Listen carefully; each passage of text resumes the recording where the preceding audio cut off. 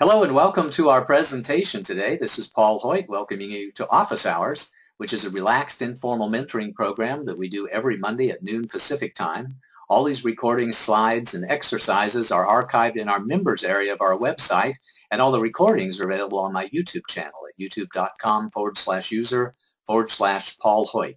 The reasons we do office hours is because being a successful small business owner can be a great experience, but I know that it's tough. You need a lot of education, training, tools, and team in order to be successful, and I really want you to get to know me, because when you get to know me, you'll know that first and most importantly, I really do care about you.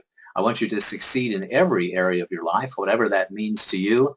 I want you to find the greatness, the happiness, the divinity within yourself, and then remember it, embrace it, and live it every single day as I do. My passion is to increase the survival rate, accelerate the growth rate, and reduce the struggle rate of small businesses in America. And my vision is to help millions of CEOs and entrepreneurs accelerate their business growth and enjoy greater harmony and balance in their lives. You can help by passing the word. If you find these office hours presentations valuable to you, there's a bunch of those recordings that are available on YouTube. I encourage you to mention it to somebody who's also a small business owner, CEO, or entrepreneur that you would think might be able to gain value from a little bit of guidance and counseling and really good education that we provide. With our office hours programs, we have an in-depth discussion of a business success principle. Then I offer some closing remarks, special offers, and an invitation for next week's sessions. And then we go into open questions and answers and coaching.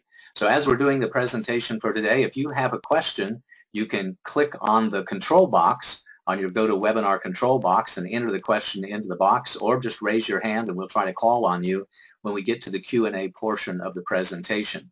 First, we like to talk about things that are related to the topic of the day, and then if we have additional time, you're welcome to ask any questions that you like about any area of business. I also encourage you to join us online at the Brilliant Business Groups on both Facebook and LinkedIn. On Facebook, you can just search for Brilliant Business. But on LinkedIn, it's a little more difficult. You can search for the Brilliant Business Group, or you can go to bit.ly/Brilliant Business Group and join us there. Also, because I want you to join us, because I do a business success principle of the day posting 4 days a week on both Facebook and LinkedIn, and then I do an energy of the day posting, a motivational, inspirational message every day on Facebook. I think today it was number 571 in a row. During the call, if you can make comments and ask questions and share insights and takeaways on our Facebook group in the Brilliant Business Group. Our goal is to have 20 comments and likes in our Facebook group today. In a week from Wednesday, we're going to have another Awaken CEO Conversation, which is an interactive webinar talking about the principles of becoming an Awakened CEO. And a week from Wednesday, we'll have our special guest, Paul Limberg. That's on Wednesday, June the 24th at 6 p.m. Pacific. So watch your emails for sign-up information. If you're signed up for office hours, you're not automatically signed up for Awakened CEO Conversations. But when you join us for one of the Awakened Conversations, we'll make sure to get you registered for all of the conversations. Today's topic is on how safe is it?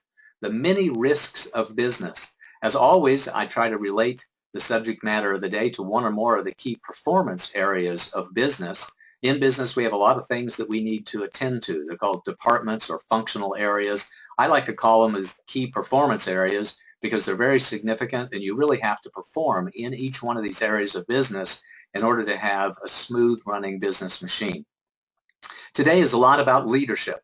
It's your responsibility as the leader of your company, as the CEO, as the entrepreneur, to identify and mitigate risks within your company. It's also the primary responsibility of the CFO of the company. The CFO of the company, I believe that one of their primary responsibilities is to identify and mitigate risk however they can.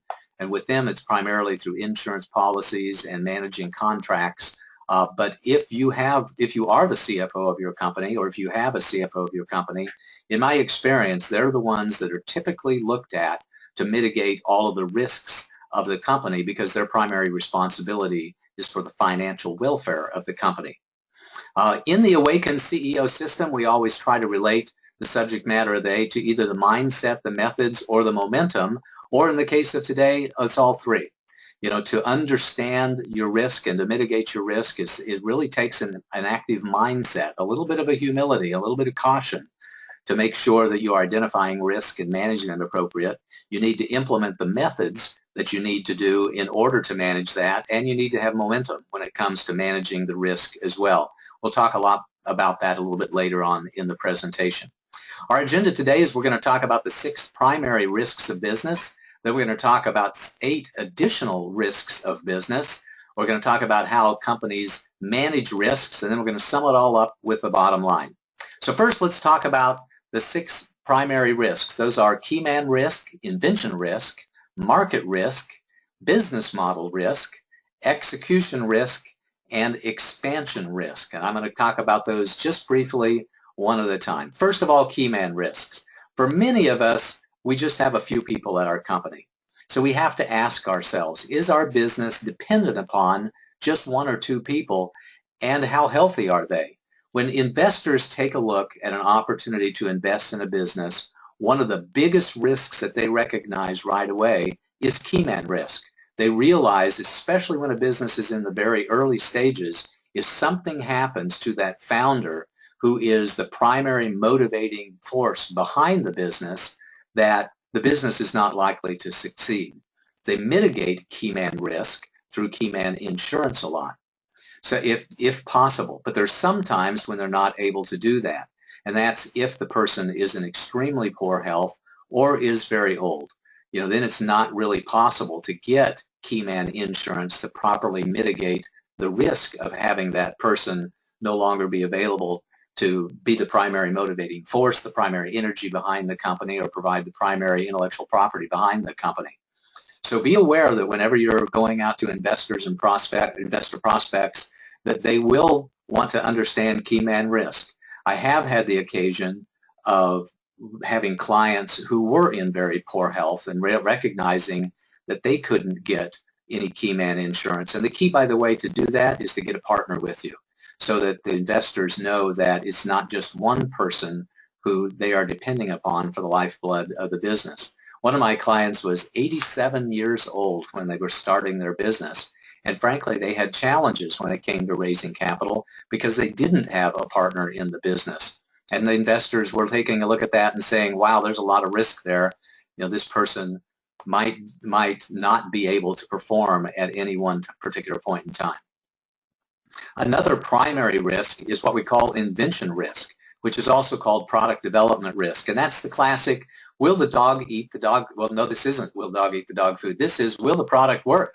Can you actually build the product? And can you build it economically? And will it work reliably? And will anyone get hurt when building it or using it?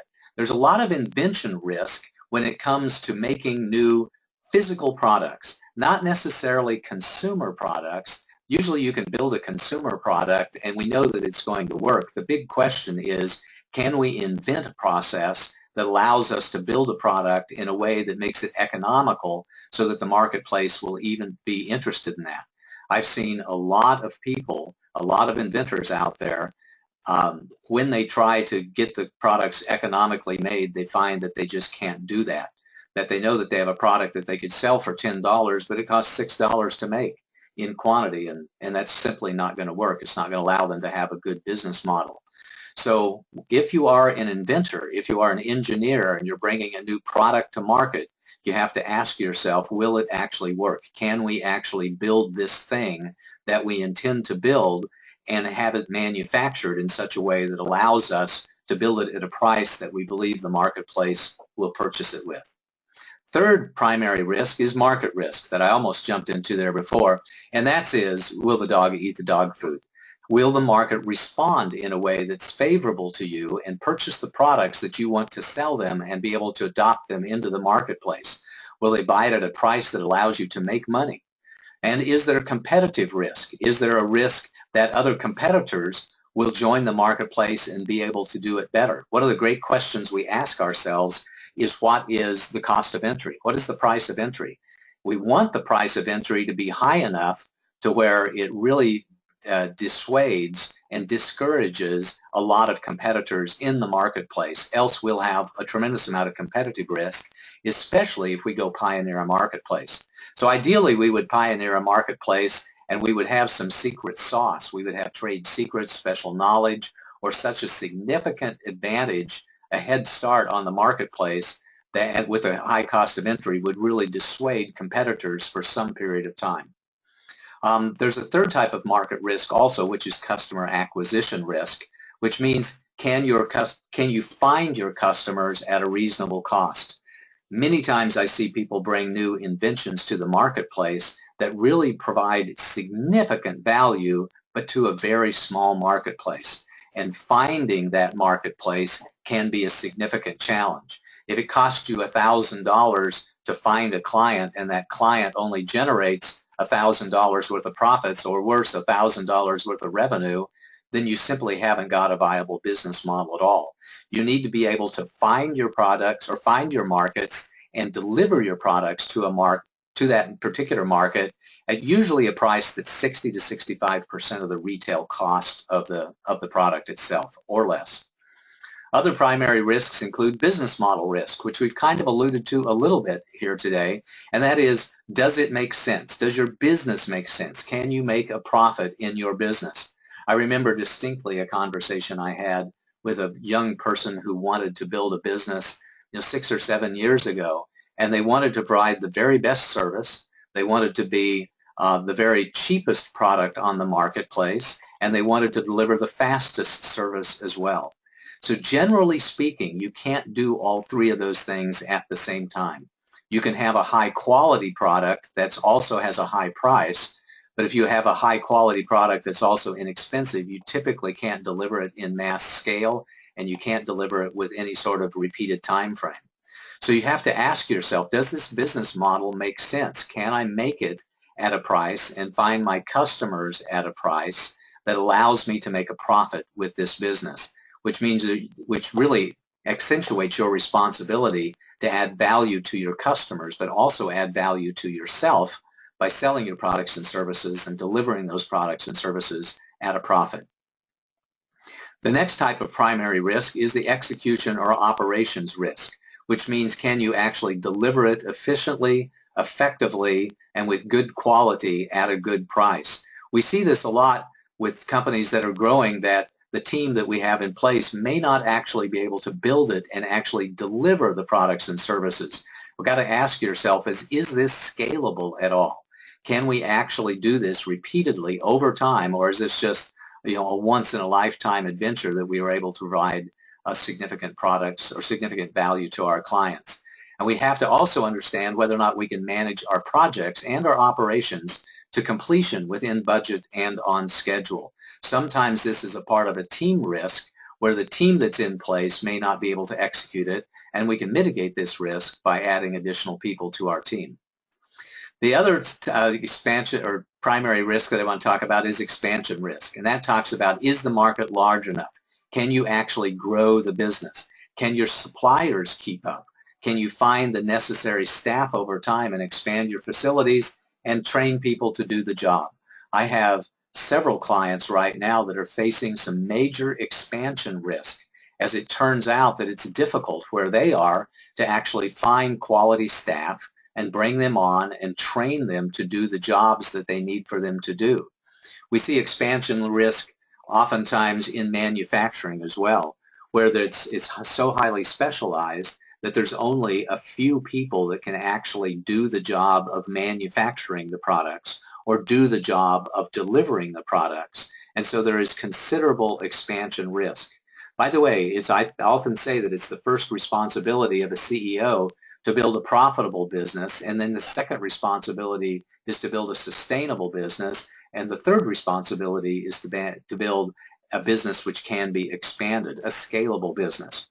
Many companies face expansion risk, and investors will take a look at a company and consider that to be one of the 6 primary risks. And these, again, are the 6 primary risks that investors take a look at with businesses. Is the business dependent on just 1 or 2 people, and are we at risk that they might decide to leave or otherwise become unavailable for service? Can the company actually build the product that they are saying that they want to build and bring it to market in a timely manner? Is there market risk? Are there a lot of competitors out there? Is there some risk that the market won't accept the products, or we can't find the people in a timely manner and an economic manner? Is there business model risk? Can we actually make the products and services and deliver them at a profit? Can we execute it especially with the team that's on place? And do we have a chance of expanding it so that we can gain a significant return on our investment? And those are just the primary risks of business. There are a lot of different additional risks, and I want to touch on those really quickly now. Team risk, capitalization risk, governmental risk, economic risk, environmental risk, legal risk, intellectual property risk, and the last one, the security risk. So let's quickly touch on these additional 8 risks real quickly so that you understand what they are. Team risk is, can the current leadership team and the execution team actually execute at this stage of business? And that dovetails into execution risk and into expansion risk and into business model risk and a lot of the other risks that are out there. They're kind of derivations of team risk. Can this team actually do what they say that they're going to do and expand and execute over time? Can you find the right talent going forward? And can they work together? Can you establish a company culture that allows you to create a company that attracts quality people and retains those quality people? And is there any capitalization risk is number 2, which means can the current team acquire capital in time to execute the plan? Almost anybody can raise a little capital, but it takes considerable talent and a very strong business model, a very strong story, and able to raise significant amounts of capital in the time frame necessary to execute the business model. It doesn't do you any good to raise capital at $25,000 a month if you're spending $20,000 a month to keep the current team in place and to raise that capital. Your cost of capital is just too extreme. You need to be able to raise capital at a rate that is likely 20 times your operating overhead. So that means if your operating overhead is $10,000 a month, you probably need to be able to raise $200,000 a month in order to build up a base of capital that allows you to get the capital that you need to grow your business without consuming too much capital in the operations of the business and sucking that capital dry over time. That's my general rule of thumb, is about 20 times the overhead is the rate at which you need to be raising capital for your business. And another additional risk is governmental risk, and that is, can legislation be added to your costs or prevent you from being in business? I've had some clients who were in the security space, and because they were in the security space, they've had little conversations with folks in the little black coats or little black suits that said that they couldn't leave the country, that they were limited on the type of people that they could do business with, etc. So there's always some risk that the government will pass legislation, and that's government at the local, state, or federal levels, that will pass legislation that makes it more difficult for you to do business or adds additional cost to you when it comes to doing business. There can be economic risks as well. Economic risk is having a business that's dependent on favorable market conditions. And by the way, those favorable market conditions may be a favorable or unfavorable. So for example, there's some businesses that thrive only during boom times, and there's other businesses that thrive only during bear markets or during a recession or depression. So for example, if you were a bankruptcy attorney, or if you specialized in short-selling properties, your business may boom during times where other businesses were suffering, because your business may boom during recession. Most businesses boom during boom times, but there are companies that face economic risk in the opposite of that. We see a lot of businesses that went out of business when the disaster of 2001 hit, of 9/11 hit, and we saw a lot of business like travel businesses and etc. We saw a lot of businesses suffer during the recent recession of 2008 because their business was dependent on favorable economic times. Workshops, seminars, training industries, recruiting industries, those sorts of things suffered a lot when the economy downturned in 2008 and 2009. Some companies face environmental risk, and environmental risk can be risk that has to do with toxic products and chemicals, but it can also be unfavorable weather conditions. or subject to a natural disaster. An example I thought of when it comes to environmental risk is building a resort on the edge of a volcano. People did that in Italy with Mount Etna, and then when it erupted a few years ago, it caused them considerable problems. So you have to ask yourself, is your business at risk due to unfavorable environmental conditions or natural disaster circumstances? There also could be legal risk. Some businesses are much more likely to get sued than other business, and some businesses can be right on the borderline that may cause you to get arrested in some form or fashion. A good example of a legal risk company might be somebody that recovers stolen cars. Somebody that recovers stolen cars, could be at some legal risk if they don't follow the letter of the law. And frankly, somebody that's raising capital, if they don't follow the letter of the law, face some sort of legal risk as well. So you need to ask yourself, am I facing any legal risk from this business? Am I walking close to the line, or am I comfortably far away from the line? Intellectual property risk is the risk that you might not have rights to your intellectual property. I was working with a client just this past week who was concerned about the validity of the trademarks and the copyrights they had because they found somebody else who had been using their name in the marketplace for some number of years. And so they were concerned if they had any intellectual property risk, if they were likely to get sued down the road because they had unintentionally violated somebody else's trademark claim. You may also have patent risk when it comes to intellectual property. So anytime that you're bringing an innovation to the market, what you feel like is an innovation to market, even if you don't intend to get your own patent, you still need to do patent searches to make sure you're not violating somebody else's patent rights, which makes you subject to intellectual property risk. And finally, you might have some security risk. And the security risk is, can somebody hack into your system and steal your data? Are you likely to be the target of thieves? Banks and other financial institutions face a tremendous amount of security risk and do a lot every day to make sure they are mitigating that particular risk. So those are the 8 different additional risks that we have: team risk, capitalization risk, governmental risk, economic risk. I left out of this one environmental risk, legal risk, intellectual property risk, and security risk. And so as you can see, there are a tremendous number of risks in your business. The 6 primary risks, the 8 additional risks, and it's up to you to identify them and then manage them. So let's talk about managing risk for just a few minutes. The first step in managing risk is to identify risk. Then we can focus on transferring that risk to some other party. We can talk about avoiding the risk, and in some cases, actually retaining the risk for ourselves. So we've talked a lot about identifying risk. That's what we've done here so far in this conversation, is to name the different types of risk, to give you a little bit of explanation about each one of them, to give you the opportunity to identify the risks which are appropriate for your particular business. Now let's talk about how else we manage them. The first thing is by transferring the risk. Insurance is the primary method by which we transfer the risk from our business or from us as individuals to other parties.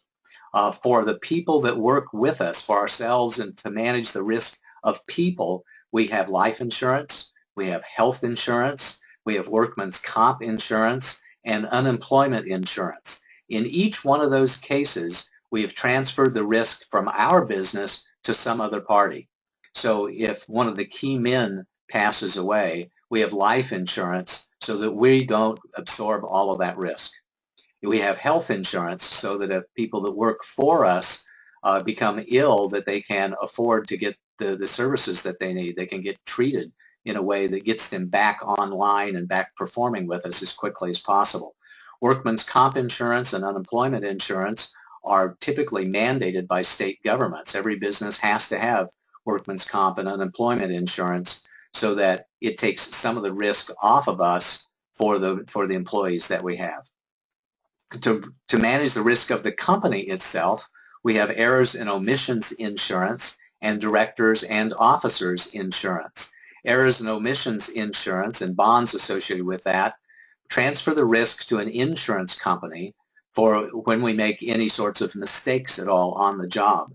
And directors and officers insurance defends the directors and the officers of the company in the case that the business itself makes a mistake and somebody decides to sue the business itself. We also have property and casualty insurance and any bonds that we can get as well that protect the company itself by transferring the risk from us personally to an insurance company who is willing to take on that risk of loss in exchange for the premiums that we pay them on a monthly basis or an annual basis. Another way of transferring risk from our company to another company is via contracts. It's typical to have clauses in the contracts for indemnification and for bonding requirements so that the suppliers that we work with, our contractors and our suppliers, will assume some of the risk that we may have with our company. For example, an indemnification clause may say that if a contractor is using a software tool or some other intellectual property in the performance of their duties under our contract, that they assume any sort of risk associated with the improper usage of the intellectual property that they're using. A simple example of that is if you hire me to do work for you, you may have an indemnification clause that says that I'm indemnifying you from any sort of responsibility for any intellectual property that I use, like Microsoft Office or Word or Visio or Adobe Acrobat Fireworks or Mind Manager from MindJet, any of the tools that I use whenever I am working for you as a contractor. So I would indemnify you from that risk, and I would absorb the risk myself by contract. Bonding is another way. I've had some clients who work with the federal government, and typically when you work with the federal government, unless you're very large, you don't work directly with them. You work through another prime contractor. And oftentimes those prime contractors will require you to have some sort of a bonding that minimizes their risk in case you do something really bad on the job. Really bad on the job, by the way, if you're making a spaceship or you're making, in our particular case, we had clients who were working on the James Webb Space Telescope, which is a multi-billion-dollar project. They were all the time working around components of that system, which cost tens or even hundreds of millions of dollars. And if they screwed up, there could be a tremendous loss to that prime contractor. Well, they required that we as subcontractors to them have bonds in place that transferred some of the risk from them to us by contract. They're typically there for also transferring liability as well. So with our contracts, we indemnify people. We have bonding that assures us of being able to, to be able to cover some of the loss, and then we transfer any sort of liability for any sort of performance or non-performance by contract to our subcontractors as is appropriate and possible. Other ways of our mitigating risk or managing risk are to avoid risk. We can avoid risk in a lot of different ways. First, through product testing to make sure that we're inventing products that are tested to extreme conditions. And while we are manufacturing the products, we have quality control in place and quality assurance in place to make sure that we're producing quality products, especially if there's some sort of safety risk involved with that. We do backups and disaster recovery testing of our information systems to make sure that we're not at risk of losing all of the valuable data that our business depends upon. We implement safety programs at our company to make sure our workers are safe, to avoid any sort of risk or to mitigate risk associated with performing work, say in a manufacturing facility. We have physical and digital security. Again, banks are subject to a tremendous amount of financial risk or security risk, and the way we manage that is through physical security, such as passcodes and vaults and bank guards, and digital security through digital appliances and other programs that run to minimize the opportunity that somebody might have to hack into our financial system. And one of my favorite ways of avoiding risk is to avoid or withdrawing from contracts and relationships that seem risky to us. Every once in a while, I have conversations with prospects and my antennas start to buzz that says, I think that there's some significant chance that this relationship is not going to turn out well. And while I would really like to help this person, and of course I'd really like to close the business, sometimes it's best just to walk away. just to back off of something. So if you find yourself in a situation where the interactions that you're having with a prospect or even an existing client just don't seem safe to you, you may choose to avoid risk or avoid additional risk by ending the relationship and backing away from that relationship.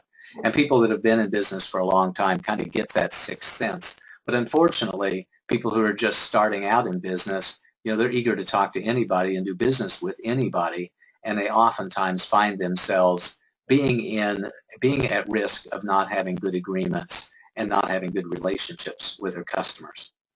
The last thing that we do when it comes to managing our risk is to retain our risk. We do that through self-insurance. There are companies out there that are so big that instead of buying health insurance from somebody else, they will insure themselves. They might work with some sort of insurance agency to administer the insurance that they have, but they essentially assume all the risk for themselves. And the last way of retaining risk is the worst possible way, and that's just ignoring risk. Because you haven't seen a presentation like this, which opened your eyes to the many types of risks that you might have at your business. By default, if you are not identifying risk, mitigating risk, avoiding risk, and transferring risk to somebody else in some way, you are retaining all of the risk yourself by ignoring your risk. So here's the bottom line. Businesses of all sizes and stages are subject to risk. You can't mitigate or avoid all of it, but you can identify it, and shareholders will expect you to identify it and mitigate a lot of it as appropriate. I think it really pays to identify and deal with the risks that you have rather than ignore it. That's been our agenda for today. We talked about primary risks, additional risks, managing risks, and summed it all up with the bottom line. Your homework is to spend a little time identifying your risk, to think this through, make a list, and manage the major risks that you identify, and work with insurance professionals to transfer the risk to other firms as appropriate. And of course, if you need any support, we strongly encourage you to get coaching and consulting or guidance along the way to help you out in this critical area of your business. In just a minute, we're going to open up our lines for additional questions and answers, and where we'll have comments and questions on the topic of the day, and then any other issues that you want to talk about. I encourage you to tell me what your biggest takeaways are and what insights that you gained for the presentations are, and tell me what you're going to focus on as well. Here at the Hoyt Management Group, we have a variety of support services. In some cases, we will teach you to do things for yourself.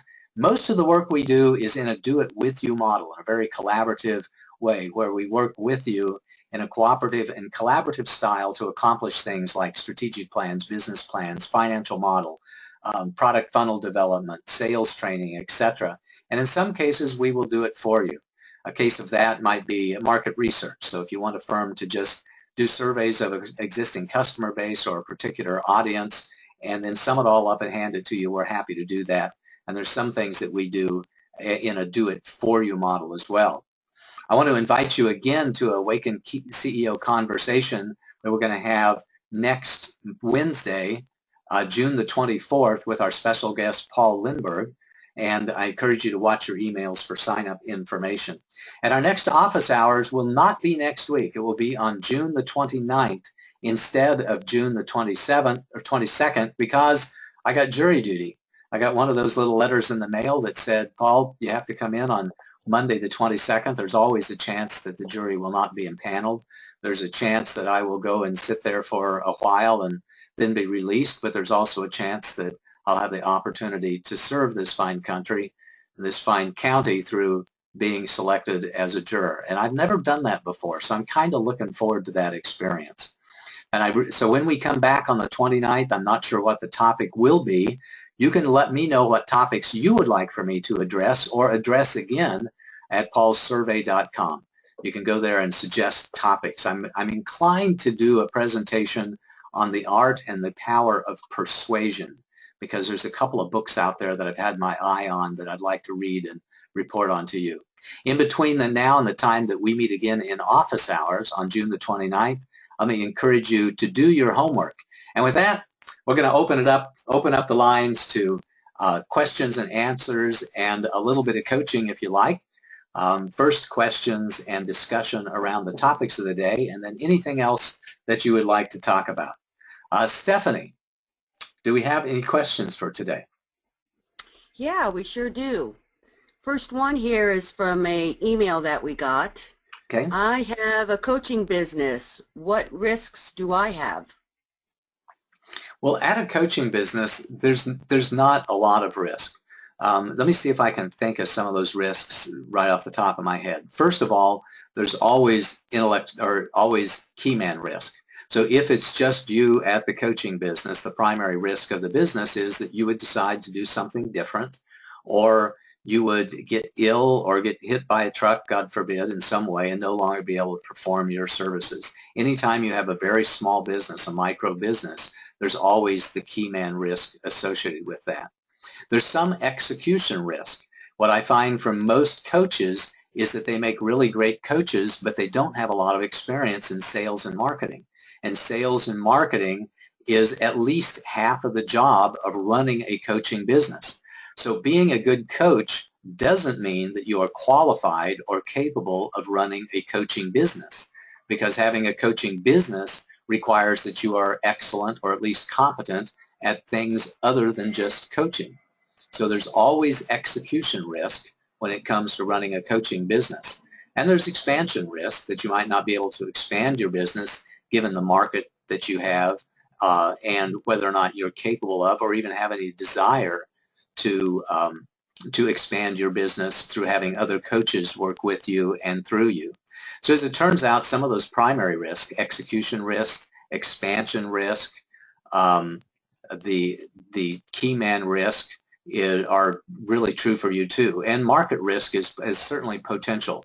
While we know that coaches in general can find business out there, and it's becoming very common for every person to have a coach, either a personal coach or a life coach or a spiritual coach or a business coach in some way. Sometimes I think that the marketplace is a little bit inundated, and it may take you a little extra time and extra marketing cost to be able to find your particular clients. But in thinking that through, I think the number one risk that all coaches face is that execution risk, and that is recognizing the responsibility they have and the necessity they have to be excellent at sales and marketing, and then getting the sales and marketing training that they need, and then being able to shift into a sales mindset instead of just a coaching mindset, to have those enrollment conversations with people that can turn them into coaching clients. I think that's probably the number one risk of any simple coaching business or any other services business. If you're a graphic artist or a computer programmer, or doing something else, you may also have that exact same risk, the execution risk, especially in the area of sales and marketing. Hopefully that was helpful to whoever sent that email in, and thank you very much, by the way, for those email questions. We really do like those. If you see a few days ahead of time what the subject matter of our office hours presentation is going to be, you're welcome to send in questions via email, and that way you'll get just a little bit better answer to those as well. Next question, Stephanie. Sure. I just want to add something to that last question. One of the things that we do here in our company is help some of our clients. In fact, I'm helping one of our clients right now. When you do have one of those businesses, a coaching company or other businesses where you do have execution limitations, if it's only just one person and you have your coaching services, we can help you take a look at your product funnel and help figure out other ways to generate revenue. So you might be limited in one way, but that doesn't mean that there are other ways that we can help you expand and take a look at that. So I think that many coaches fail to recognize all that awesome genius that they have, and that there are so many ways to help your clients and help others with that genius besides just that one-on-one coaching. Does that make sense? It did. Thank you very much. I appreciate that, Stephanie. Beautiful. So let's get to the next question. Okay. Is there such a thing as a crazy customer risk? Is there such a thing as a crazy customer risk? Yeah, there really is a crazy customer risk. And I kind of mentioned that earlier when we were talking about, what I can't remember what this risk category is that we were talking about. But yeah, there certainly is. You know, I have this theory that about 1 out of 100 people, it's only 1% of us is Looney Tunes all the time, but there's another 2 or 3% that have a tendency to go crazy from time to time. And then unfortunately, sometimes there's people that you just have episodes that can cause you some extreme issues. And sometimes there's not anything that you can do to avoid that or notice it. One of the examples that comes to my mind is a client and a friend of mine who was raising capital for their business, and they had a large number of investors. And one of those investors went overseas and either lost or forgot to take or ran out of their medication, and they had severe mental challenges, and so they ended up doing things that they shouldn't do, being thrown in prison in a foreign country, and proceeding to do as much damage to the world as they possibly could by writing a series of emails and letters, accusing everybody of everything that they could possibly do. They simply were not in a position to be able to take any responsibility for their own actions and attitudes, and wanted to blame the world through a series of letters. So they dropped the dime. They called the Securities and Exchange Commission in a particular state, said that my client had been fraudulently raising capital and really caused him a lot of challenges. In that particular case, there's nothing that he could have done to avoid that risk. There's no way that you can just ask everybody that you meet yeah, I would like to do business with you, but are you on any psychotic medication, as this person was, because when somebody's on their meds, they're just normal people.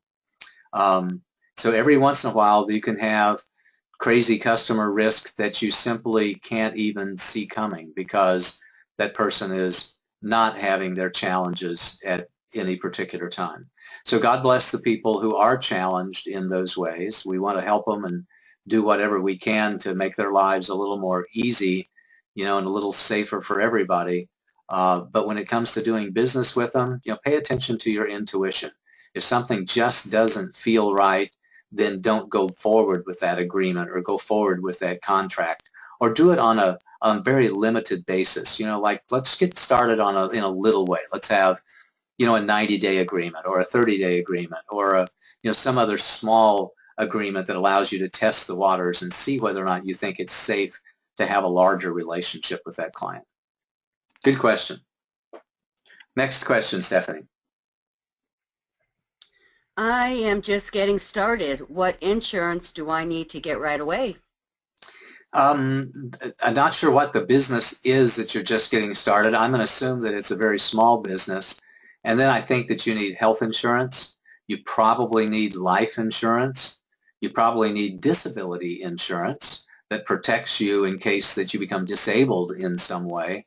And life insurance and health insurance, will only cover you. Well, life insurance won't cover you if you're disabled, and health insurance only covers you up to a particular point especially if you're permanently disabled in some way. You may have property and casualty insurance, renter's insurance, or something that covers your company assets, which I think would be most helpful. And that's probably the ones that I would recommend. Very small companies, I don't know that you need errors and omissions insurance. Probably the biggest insurance that you can get is to actually have a separate business. If you have a separate C corporation, S corporation, partnership, or LLC, you've transferred a lot of your personal risk to the company by making sure that you've separated the company from your personal liability. So if the company does something wrong, or you do something wrong in the context of the company itself, that a person may sue the company, but they can't break that corporate veil or penetrate that corporate veil in order to sue you personally. So I think a lot of it depends on the number of assets that you have, but certainly you want to have a separate company to protect all of your personal assets, and then some of those other insurances as well. Health insurance, life insurance, and disability insurance, just to start off with. That should get you started okay. And next question, Stephanie. Okay. Can you talk to me some more about transferring risk with my contracts? Um, Typically, you would have contracts with suppliers in some way, and those suppliers may be giving you materials, and those suppliers may be performing services for you. So we contract to the outside world for products and services. When it comes to contracting for products, you may want to contractually obligate the person providing the products to make sure that that nobody was harmed in the creation of those products, or that in some way the products were created in a safe manner. So that, for example, if I'm making an automobile, and when I'm making the automobile, I've contracted to somebody else to manufacture brakes or brake linings, or rotors or things like that. We may require the person who's making the brakes by contract to accept the responsibility for the performance of their brakes. That's a pretty good example. Or seat belts, or something else where there's some safety risk involved with that. If I'm a professional football team, I may require the people who make my football helmets to contractually accept the responsibility for the performance of that helmet, to mitigate any risk that I might have with regards to the concussions, to the damage, or permanent or temporary damage that some of my football players might have.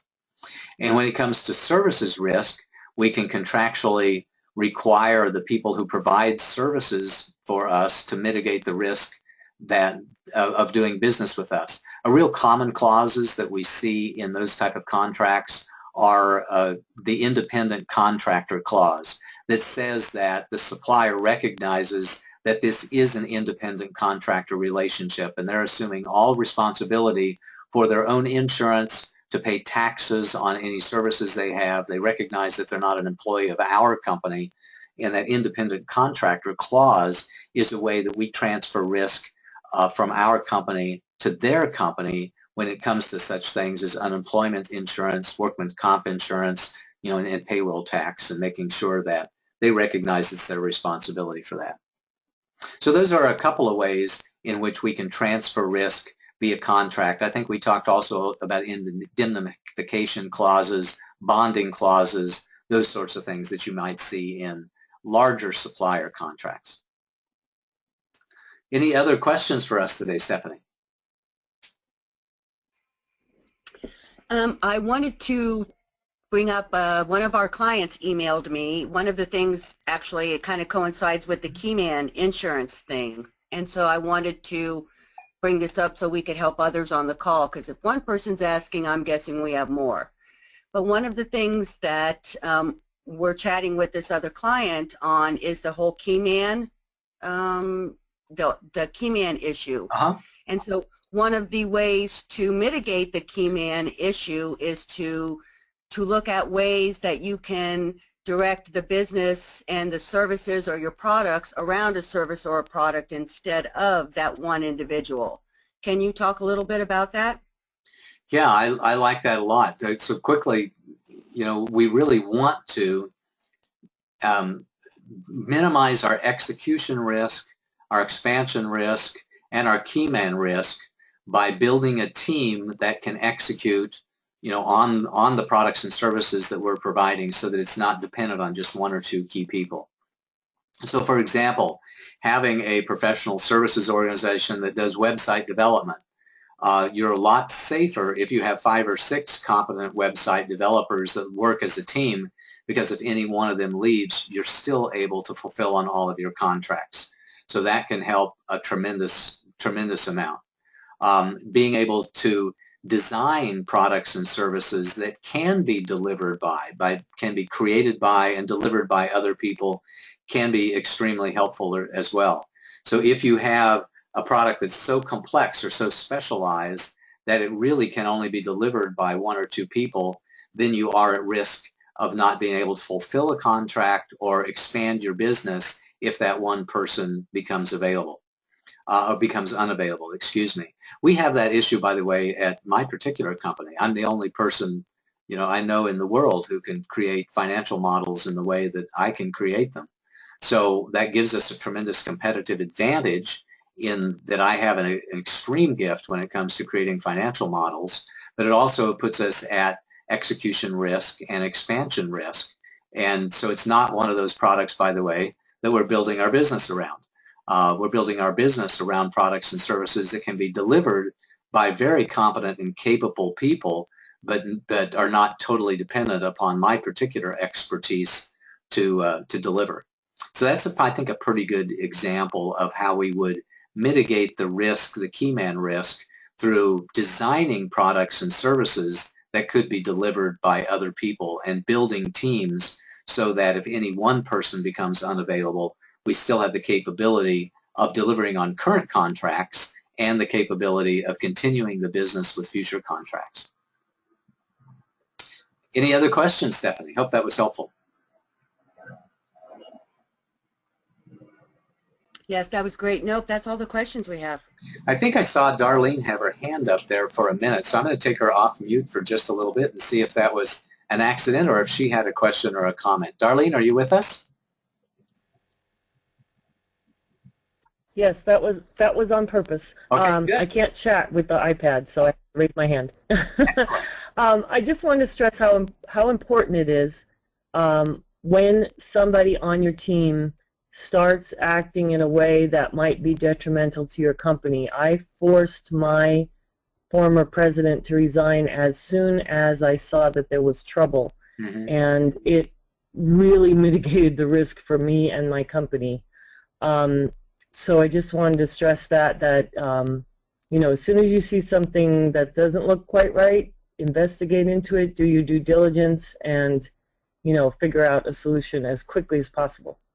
That's a really great comment, Darlene, and I'm aware of that situation with you, and I just want to applaud you for taking the action that you needed to take to protect yourself and to protect your investors and shareholders and protect the company itself. So congratulations and way to go. So sometimes that, you know, that crazy customer risk that we talked about earlier, you know, extends to, you know, partners and colleagues as well. When we notice that somebody's starting to go off the rails and act in a way that puts the company at risk, we have an obligation to take action as the CEO and the owner of our own business. I think that's the final question, and we're coming up on an hour here, so I'm going to call into this particular office hour session. I want to thank everybody who joined us and who listened in to the conversation on this recording as well. And until we see you again in a couple of weeks, this is Paul Hoyt wishing you a most marvelous and prosperous day. Bye-bye.